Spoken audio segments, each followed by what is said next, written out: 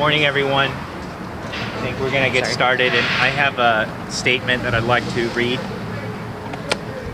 Good morning. Welcome to the mission. My name is David Campos. I'm the supervisor for District 9, which includes the mission, Bernal Heights, Portola, St. Mary's Park. I want to begin today by apologizing to the people of the city and county of San Francisco. Your local government, in my view, has failed you to address this crisis of homelessness. The mayor of San Francisco, who ultimately has the authority over the city agencies responsible for addressing homelessness, in my view, has failed to adequately and thoroughly respond to the growing homeless crisis. And those of us in City Hall, myself included, have failed to hold him and his administration accountable.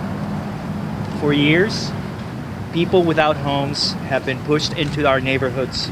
Neighborhoods like the Mission, south of Market, have had to deal with homelessness, with the city having no real plan really to provide services for shelter to these individuals.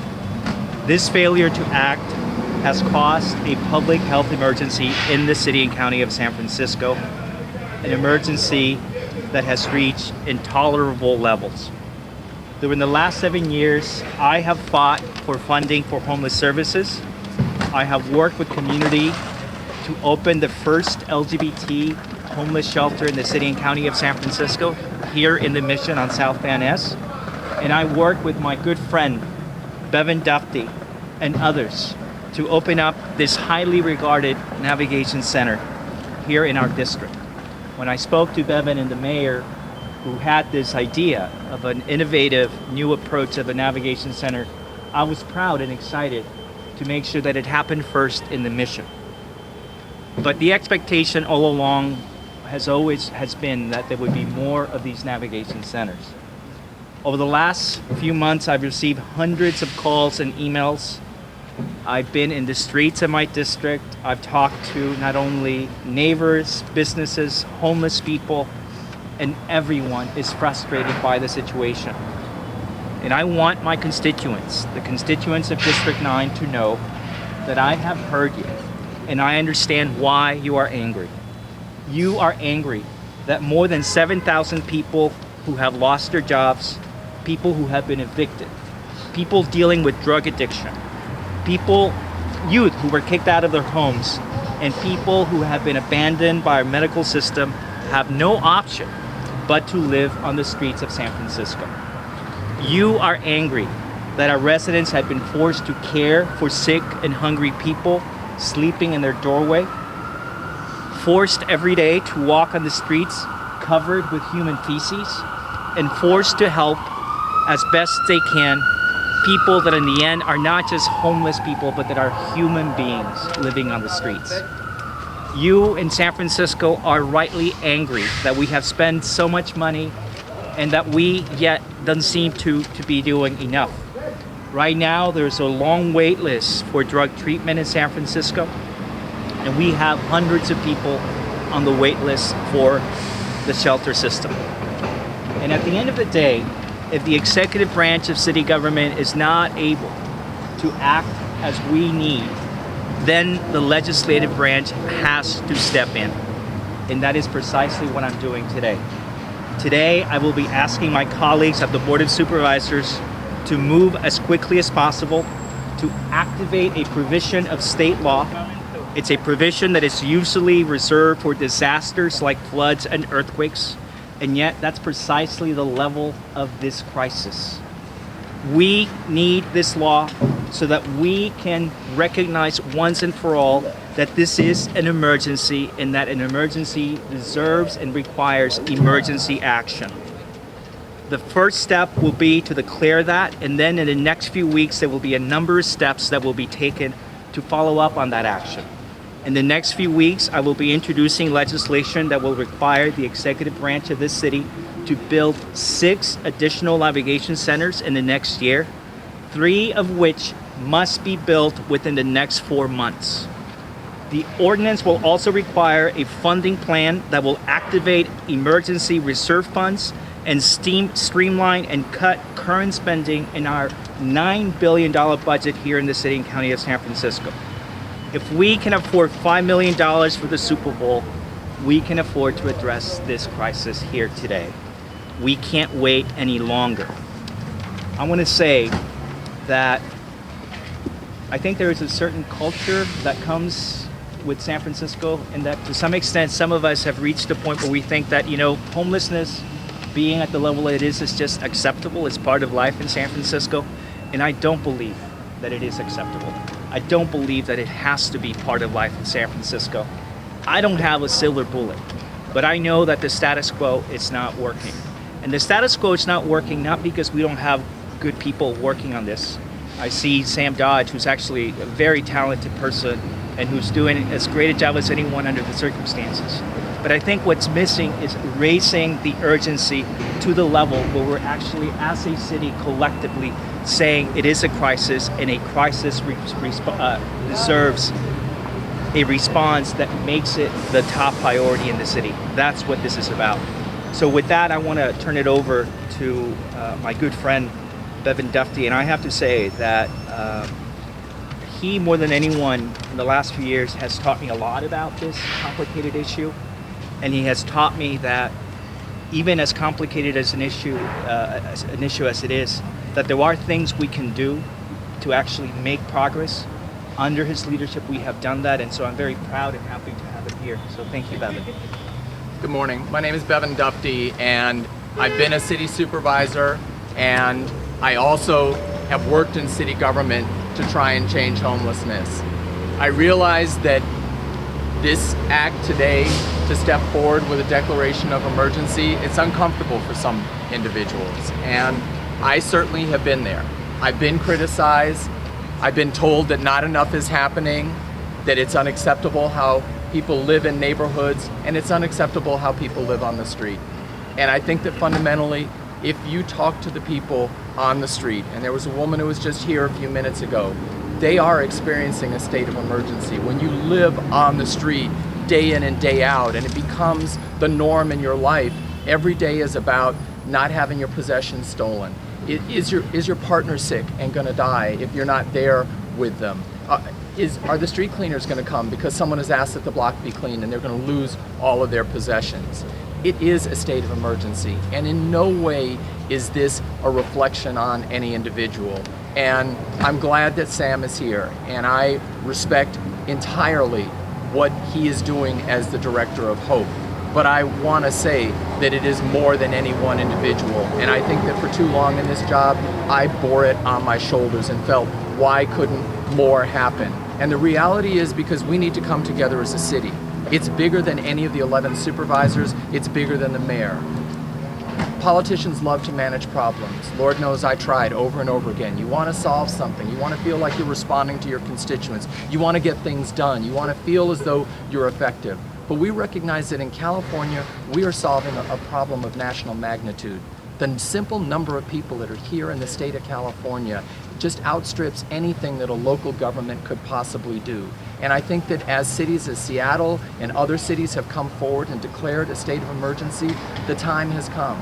The time has come for us to set aside some of the division that exists. I was proud of the fact that when I worked in city government, I worked with the Coalition on Homelessness. And that organization makes some people uncomfortable because they're an authentic voice for people who are living on the street. And they are not an enabler. They are not people that want to see the system remain the same.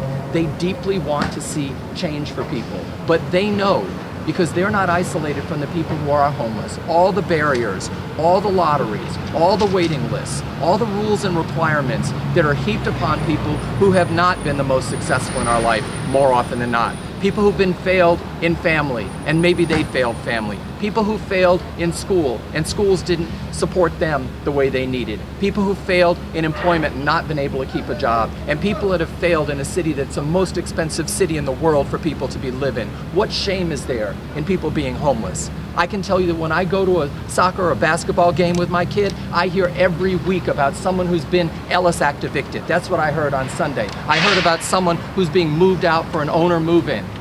And the only thing that they can look forward to is that they won't be evicted before June because of legislation that the board passed. So I think that the notion that we can address this issue piecemeal, or that people in city government will take offense that this one man who cares and represents a community that is deeply affected not only by homelessness, but the constant push of people. Aren't we tired of seeing people just pushed from one block to another? Is there any mystery?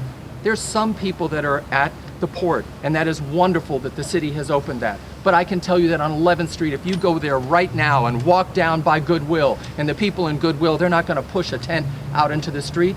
There are dozens of tents there right now. People are not disappearing that are homeless. And this time has come to say, you know what? It costs a hell of a lot more to push people on the street than it does to house them. And I commend the mayor for working with SRO hotel owners and saying that there are thousands of vacant units. But we need to support the mayor, and we need roving case managers, we need roving repairs. Philadelphia has shown us how you can take scattered site housing and help to address homelessness. And I think that this is a clarion call today to say we can do much better. And I'm a private citizen, but I believe that I'm responsible for changing homelessness. I think all of you that are here, that are going to write about this or listen to these words and share it, you're responsible for taking a stand. And we need to move this out of the political context, because you know what? When you politicize this issue, the people on the street suffer. And when you stop seeing the humanity of the people on the street, and time again, that's when the city goes wrong. That's when people make errant comments and say that people will disappear during a Super Bowl, and that people who come to our city to spend money won't be offended by seeing people on the street. When you forget the humanity of these people, and I don't, because I touch them, and they still call me now, they still stop me on the street. When you forget that humanity, then you've lost. You've lost the cause. And what this says is, we remember, we know, and that there's potential and possibility. And what this facility has shown us is that people who have been on the street for 20, 25 years, when treated with dignity and brought to a facility where they know that they're going to be housed and their medical and psychosocial and other needs are going to be addressed, they thrive. And we should have more of these centers. And I am grateful to stand here with David, and I'd like to recognize and invite to speak my good friend, my deep friend who cares so much about our city, the Executive Director of the Coalition on Homelessness, Jennifer Friedenbach. Well, I don't know if I have much to add after. You know, when we think about emergencies, it's often, we're thinking about natural emergencies. And what we have right now in San Francisco is a man-made emergency. We have, by sheer neglect, by inaction, by failed policies, that policies in essence that have said that if we make as uncomfortable as possible for homeless people, if we put as many barriers in front of them, if we make it difficult for them, they will simply disappear. That has been the overriding philosophy in homeless policy. And I think what happened here at the Navigation Center is that we suddenly had a shift. And you know, I know thanks has already been given out, but I do want to thank these two, Supervisor Campos and former Supervisor Dufty, who really worked hard to make this happen, and Sam Dodge, who's been put so much time into it as well, because it shifted this particular idea that homeless people are choosing to be homeless, when in fact we had systems set up that othered them and forced them to be outside of any form of assistance by all those barriers that we created for them. And so what happened at the Navigation Center is a lot of work was done to try to get rid of those barriers, to try to make it so people could have access to the things that they're entitled to, like public benefits, which are almost impossible for homeless people to have access to. And through public benefits, you get access to housing. Also able to do that by pulling down those barriers. The other kind of barriers that people face in getting off the streets, the just lack of self-determination and lack of dignity that's infused into much of our homeless system, where we're acknowledging that when people have relationships on the streets, that we want to keep those relationships intact, whether that's with their pets, whether that's with their friends, whether that's with their partners. You know, this center in some ways grew out of something that happened several years ago at King Street, where we had an encampment that the California Highway Patrol was going to remove, and it was, you know, I got to give a lot of thanks to Bevan Dufty, who really pulled all of this together. What happened was that instead of just moving them out, which is what was being done, they would clear out the encampment and then people would come back. They'd clear out the encampment and then people would come back. an actual plan was put in place, and it was put in place with input from people who were living at the encampment, who had some self-determination, who were able to tell the city, look, these are the things that I need. And then the city responded appropriately by having an actual relocation plan that really valued human dignity, that allowed for people to keep their properties by having a storage container, that allowed people to self-select in terms of where they wanted to be with their community. You know, when you're living in such severe adversity and experiencing such severe trauma as it is to be homeless, when you're before your eyes, your own health and the health of everyone around you is deteriorating really rapidly, in those kinds of emergencies, in those crisis situations, human beings come together and they form these really important bonds. And they are creating their own families, and they're creating their support system that allows them then to not only leave homelessness, but to leave poverty. And so that whole encampment was approached with that idea, so that when they moved everyone into a temporary shelter and then into housing, and people were able to stay with their community in that housing. It was 100% successful. Everyone who was at that encampment ended up in housing. You know, for us, one of our members who is a street sheet rider ended up being super important. He, right when that happened, had developed brain cancer. He was a very young man, and he ended up passing away. But he had his support system in place, and he was in housing in his last year of his life. He had his friends to take care of him, to change his bandaging, to take him to the hospital. It was a very rapid moving cancer that went into his brain and ended up in his stomach. I mean, it was really awful. And so he had his support system around him to take care of him. And, you know, this is exactly what we should be, how we should be addressing homelessness in San Francisco. And the Navigation Center was an outgrowth of that. It had those same values in place, where we're respecting human dignity and realizing that if we eliminate barriers, people are able to succeed, and they're able to succeed on their own 2 feet. And so, you know, we're really happy at the Coalition on Homelessness to be here to support. We'd like to see the same access that the 7,000 people in the rest of the shelter system and 7,000 people went through the shelter system last year, that they have access to housing, that they have access to benefits, that the rest of the folks on the streets, the idea that we have multiple navigation centers and then we have exits out of those navigation centers into housing for all homeless people is exactly where we need to be today. And so the Coalition on Homelessness is really happy to be here to throw our full support. Thank you. Thank you very much, Jennifer and Bevan. You know, I don't know that I can say it better than that, but I want to note a couple of things. There are so many unsung heroes and heroines that are doing this kind of work, you know, trying to be helpful. Someone earlier today mentioned Amy Farrell Weiss, who is one of those people, but there are so many others. But to me, the gist of what this is about, what today is about, just actually played itself out as I was coming here. As Jennifer noted, it's not that navigation centers and the housing that's connected to them are a silver bullet, but they are something that has worked. We need to do more, and we need to make sure that the existing shelter system is connected to housing. But as I came into the navigation center, there was an elderly woman who was actually sitting right in front of the navigation center. Her best friend just died across the street a few days ago. She was sleeping next to her overnight when I guess the friend died. And she was here because she was afraid that she would be next. And so what she was doing was camping out of in front of the navigation center because she wanted to get into the navigation center. And so she was saying, David, can you get me in? And so that's the point, that if we had more navigation centers open, that we would have a place for people like her, people who are on the brink, for whom it is a matter of life and death. And I personally don't have an explanation for Rosslyn as to why we can't open more of these. And that's why we are taking all the steps needed, and this is a part of it. But to me, that's ultimately what it's about. It's about all the Rosslyns in different parts of the city that are struggling to get into this kind of a center. So thank you very much, and we're happy to take questions. How much do you project this would cost? You mentioned emergency funds, but do you have an actual figure? Well, I mean, one of the things that we would ask in the ordinance is that once we introduce the ordinance, and it passes, the administration will have a month to come back with a proposal that would include a budget. My understanding is that with this navigation center, we're talking about $3 million that was spent.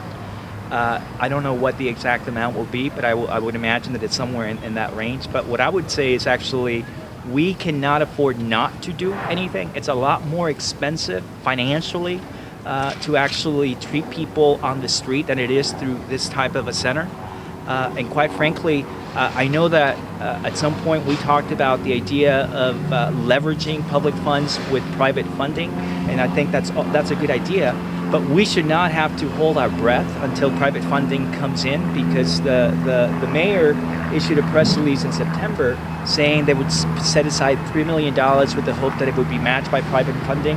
I hope it's matched, but I don't think that we should be waiting to act until that match happens. I actually think that in the end, we are better off financially acting now than waiting. And not only that, it's not just a financial good move, but it's the right thing to do morally, ethically. I don't know if you want to add anything. I just want to say that some cities have done studies about how much it costs to provide permanent supportive housing for an individual versus mitigating them on the street. How much you're spending for street cleaners, police, jails, court costs, all of the different ways in which the city has to spend those funds. So I view myself as a reborn fiscal conservative, and I think that the time has come to spend the money up front to house people. And I think that what should happen here in San Francisco is we should do a study similar to other cities have done to look at those costs, because I think if the taxpayer sees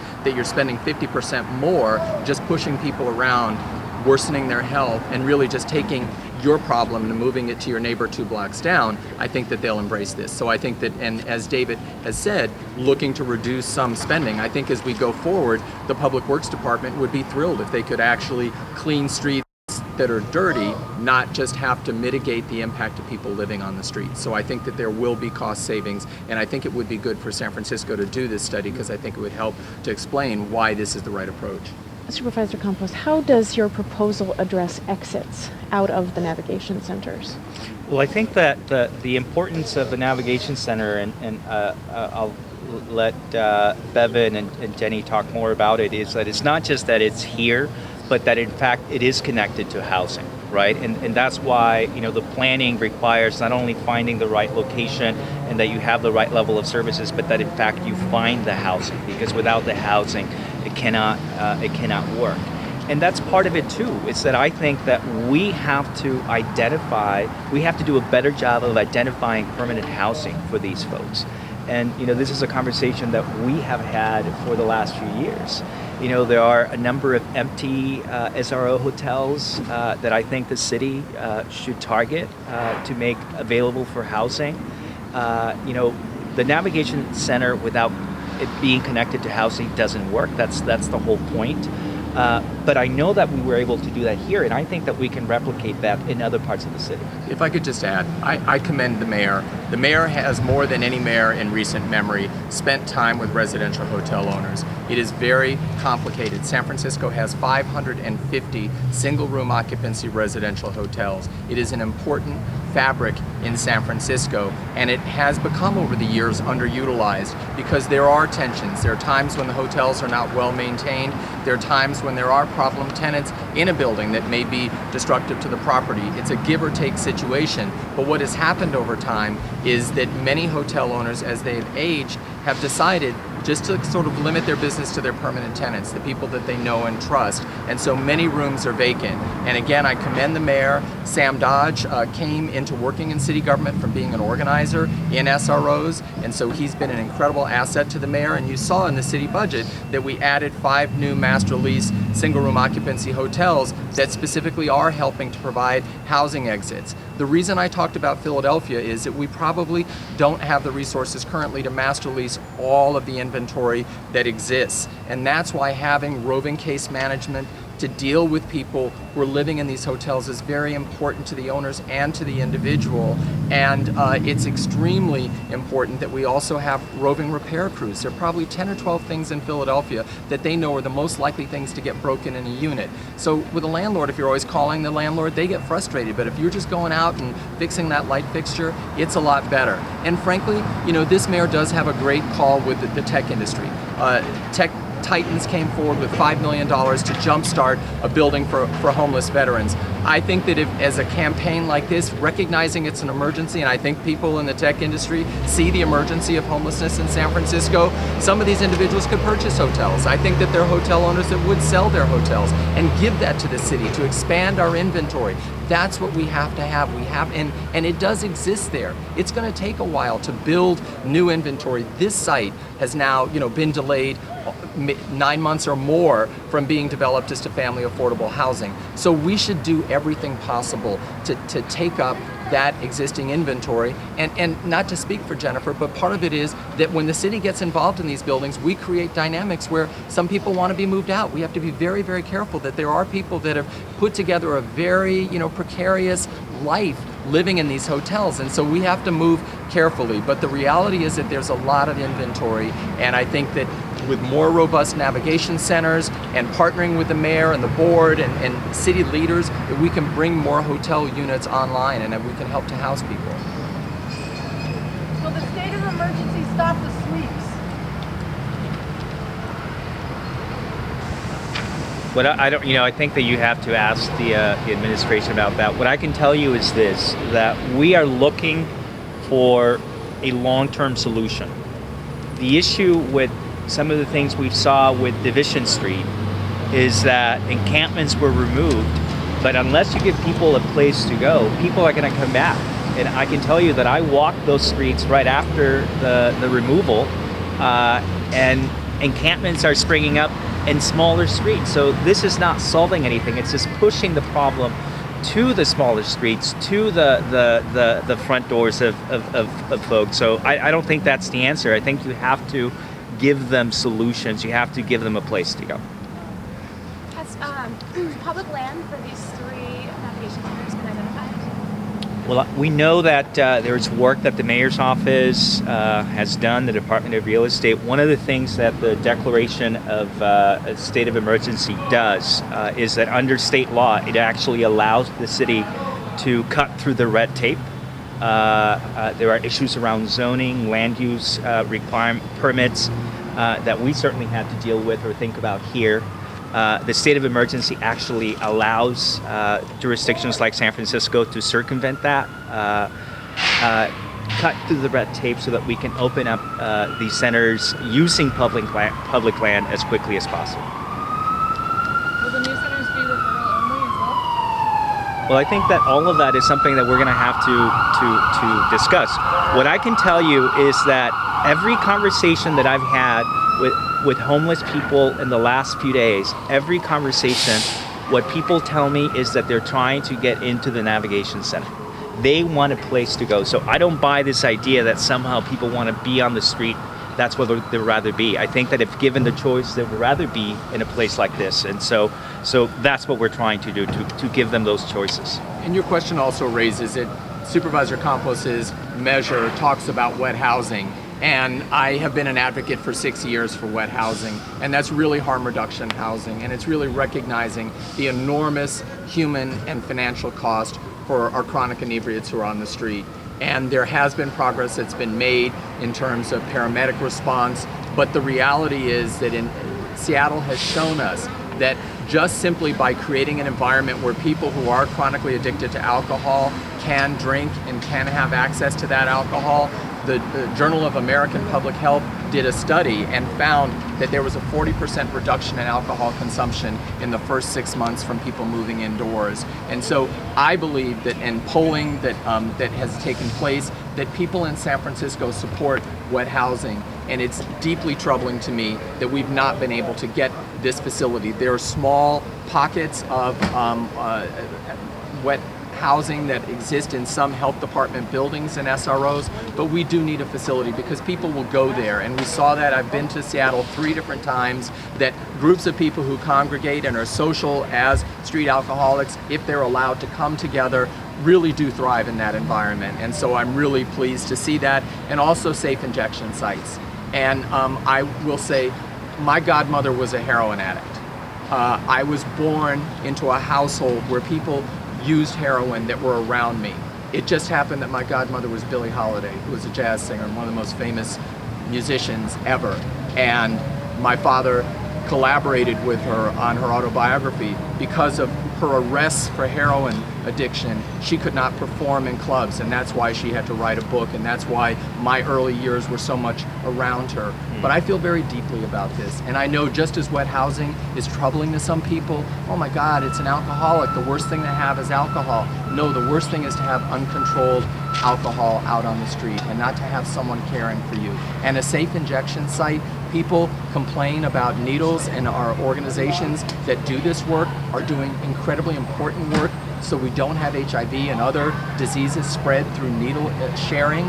But the reality is that a safe injection site is something that should be tried in San Francisco. We should not be afraid to try new elements that may help to do a better job of addressing it. And heroin is an epidemic, not just in San Francisco, but across this country, and we should be providing leadership with a safe injection site as well.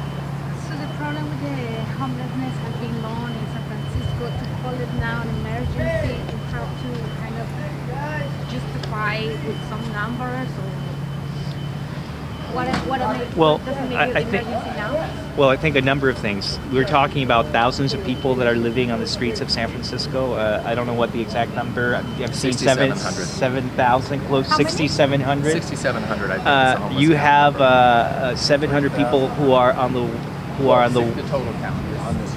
Yeah. 3,600, 3,500 are on the 3,500 street. that are living on this street right now. And just to explain, the homeless count does include people that are in shelter, because people living in shelter do not have permanent And- housing. And then there are probably around 1,800 people that are in hospitals, jails, or treatment facilities that don't have homes to go to. and- So the number is 3,500 living on the street, and then the remaining to get to 6,700 are people that don't have permanent You have housing. about 600 to 700 people who are on the wait list for a shelter bed. And I think besides the numbers, I think it's the qualitative change that we have seen. I've lived in San Francisco. But just to be clear, those numbers are higher than ever, or we have seen the same numbers? They They're did pretty increase high. this year. They went up, our street population went up about 250 this year. Our chronic homeless number is the lowest that it's been. It's down to 1,750. But the overall numbers have remained largely the same since the implementation of Care Not Cash over a dozen years ago. So the numbers have stayed high, but they have increased over the past 2 years by 4%. But I think that the qualitative change that we have seen in places like Division Street, and in my district, in District 9, you have the encampments on Division, you have the encampments on Cesar Chavez, and with the sweep that happened, you have now with the Division Street, a lot of the smaller streets in that area that are now seeing tents go up. I haven't seen anything like that. I think that there has been a change. And I'll be honest with you, I don't have an answer to the people, the residents of Bernal Heights, who are talking about how people are going to the bathroom in their driveway, and we have to do something. And right now, I think that the response leaves it so that it's residents, private residents, dealing with this on their own. And so I think that we need to do more, and that's the point of this declaration. When it comes to legislation, is this something that the governor has to approve No. since it's state No. And the mayor doesn't need to approve it either? It's just Well, the mayor will have, through the legislative process, the mayor can decide whether or not he will support or not this declaration of emergency. My hope is that that we can work together, because I actually think that it's not just about recognizing that it is a crisis, but it's also, we hope and certainly expect that the state of California will add more resources as we move forward. As Bevan and Jenny said, it's going to take more than just the city of San Francisco to solve this issue. And as those resources are coming in, whether it's resources from the state or from the federal government, we in San Francisco right now could be at a disadvantage because you have places like LA that have already declared an emergency. So who gets priority? I think it's important for us to also say it's a crisis in San Francisco as well. They didn't actually, they walked away from Yes, in LA there was not a financial commitment. So when the state of emergency was announced in Los Angeles, they said that perhaps in the next budget year they might provide resources. So, but just to add to the conversation a little bit, just because it hasn't been declared an emergency yet, doesn't mean it's not an emergency for every person who's experiencing this.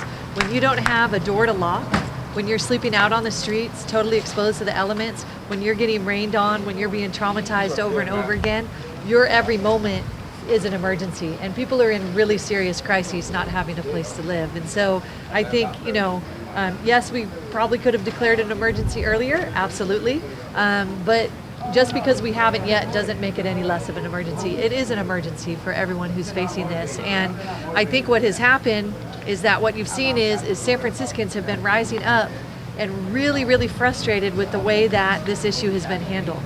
They were very frustrated with the Super Bowl situation. They were very frustrated with the way Division Street was handled, and they have been calling on the city to make a real response, a response that's well planned, a response that leads to an actual solution. And I think you see here Supervisor Campos responding to that uprising from San Franciscans and doing it in a way that says, look, this is the way we really should address this issue. We should bring people inside, we should treat them with dignity, and we should make sure that they have access to housing. But for now, let's just bring porta potties to where they are. Why can't we do that right now? Absolutely. We can do it. Absolutely. Give them something. Any other questions? That's good. Okay, thank you very much. Thank Thank you. Supervisor, ¿lo puedes preguntar en español? Super.